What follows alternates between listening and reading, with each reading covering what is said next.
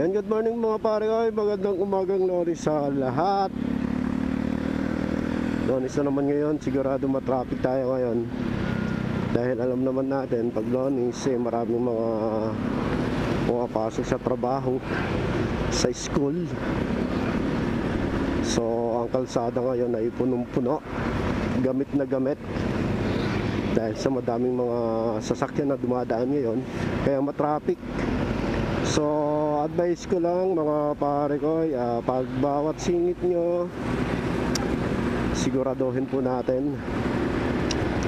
Tsaka kung magiging mabagal man yung takbo nyo, huwag kayo nasa gitna, nasa gilid dapat kayo, para hindi kayo makakaabala sa mga emergency ng mga vehicle o di kaya sa mga nagmamadali.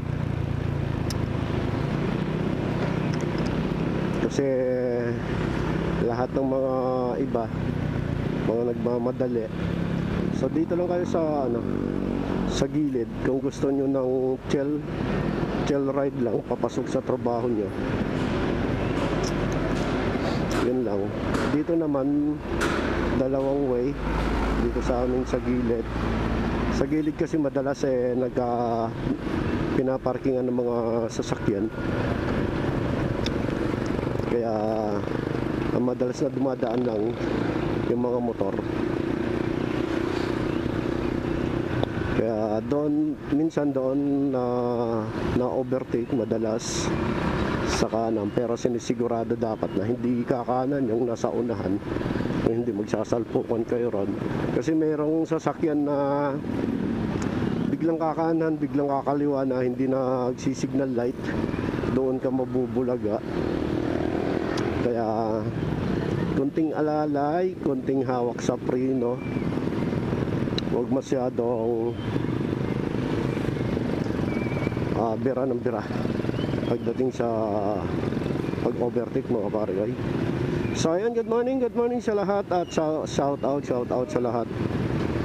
Shout out sa mga kasabayan ko at shout out sa mga kapwa natin riders. Ride safe. Magandang umagang Lonis ngayon, 30, katapusan na ng June. So, ouch. Bukas July na, hanggang 30 lang ba tayo ngayon? O 31?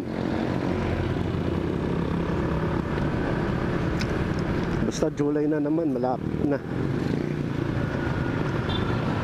Malapit ng Pasko. Kabilis ng panahon.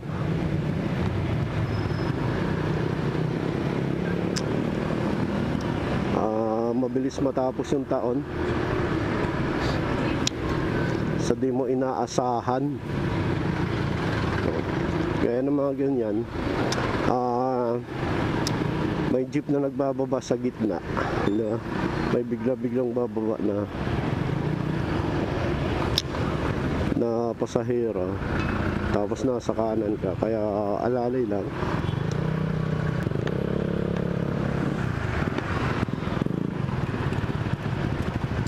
Dito kasi madalas ma-traffic dahil sa